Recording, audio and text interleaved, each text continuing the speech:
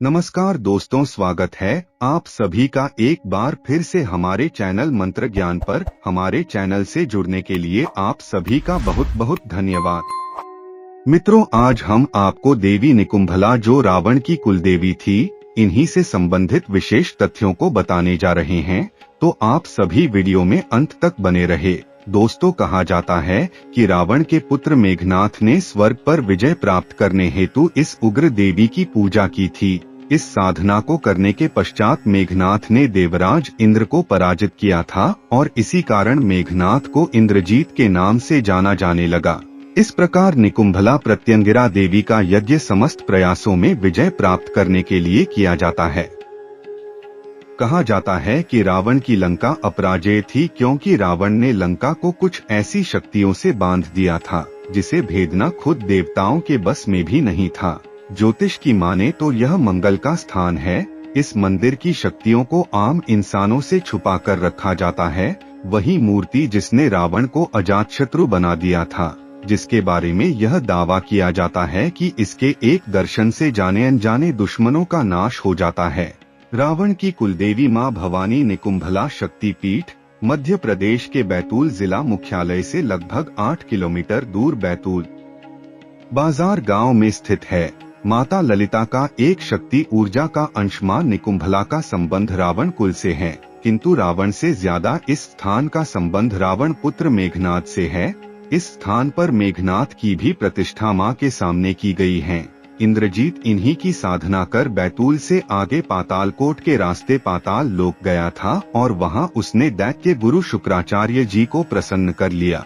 तब दैत्य गुरु शुक्राचार्य ने मेघनाथ को दीक्षा दी एवं उसे मां निकुंभला की साधना करने को कहा और गुप्त मंत्र और विधि भी बताई। विष्णु जी के अवतार श्री रामचंद्र जी को इसका आभास हो गया था कि अगर निकुंभला देवी इस यज्ञ के बाद जागृत हो गई तो वह समस्त वानर सेना का विनाश कर देगी और उनके साथ चलने वाली योगिनियां उनके योद्धाओं का खून पी जाएंगी, और अगर किसी ने भी मां निकुंभला या उनकी योगिनियों पर आक्रमण किया तो माता शक्ति पर हमला किया मान खुद भगवान महाकाल भी युद्ध में शामिल हो जाएंगे। इसके पश्चात युद्ध में विजय पाना तो दूर सेना को बचाना भी असंभव हो जाएगा।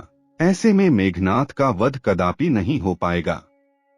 माता का वरदान पाकर वह अजय बन जाएगा। मित्रों, कुलदेवी निकुंभला का मंदिर लंका में अत्यंत गुप्त स्थान पर था, जिसका लंका वासियों को भी ध्यान नहीं था। मेघनाथ अपनी विशिष्ट सेना की टुकड़ी के साथ वहां यज्ञ करने पहुंच गया, किंतु विभीषण को अपने गुप्तचरों के माध्यम से यह बात पता चल गई।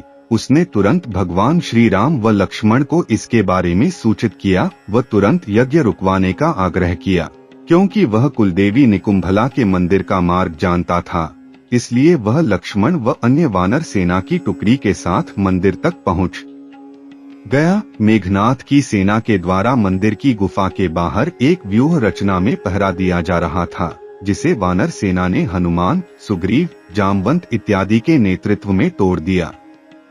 इसके पश्चात वानर सेना की विशेष टुकड़ी गुफा के अंदर प्रवेश कर गई व मेघनाथ के यज्ञ पर आक्रमण कर दिया। लक्ष्मण के नेतृत्व में वानर सेना ने मेघनाथ का यज्ञ विध्वंस कर दिया।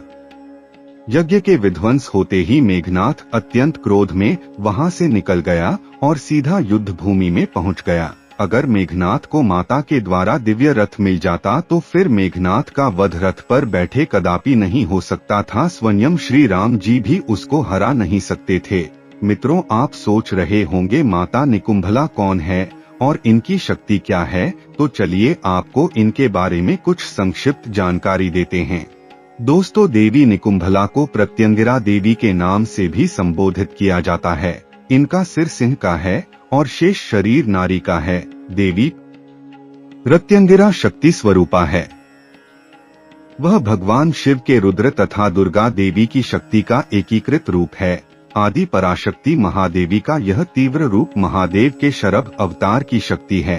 प्रभु श्री विष्णु के नरसिंह अवतार व महादेव के सरभ अवतार में हो रहे भीषण युद्ध पर इन्होंने ही रोक लगाई थी। दोनों की शक्तियों को स्वयं में समाकर दोनों के क्रोध को शांत किया था। उन्हें अपराजिता तथा निकुंभला के नाम से भी जाना जाता है। मित्रों, आज भी मां भवानी निकुंभला का साल के कुछ विशेष दिनों में तांत्रिक अभिषेक और हवन पूजन संपन्न होता है।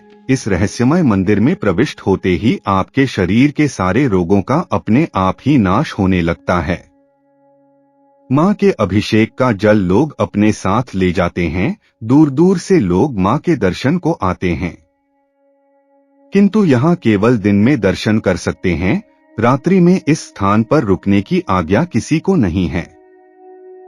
केवल अघोर साधकों के लिए यह स्थान रात्रि विशेष के लिए निश्चित है। मित्रों, इस मंदिर में बल्लू बाबा जी रहते हैं, जो मां के भक्त है, साथ ही मां के मंदिर की व्यवस्था भी संभालते हैं। इनका कहना है कि मां की मूर्ति में इतनी शक्ति है कि मूर्ति को देखने पर नजर नहीं ठहरती, साथ ही मां के रूप में बदलाव भी दिखाई देता है। मां के इस मंदिर में अघोष साधक अपनी साधना पूरी करते हैं।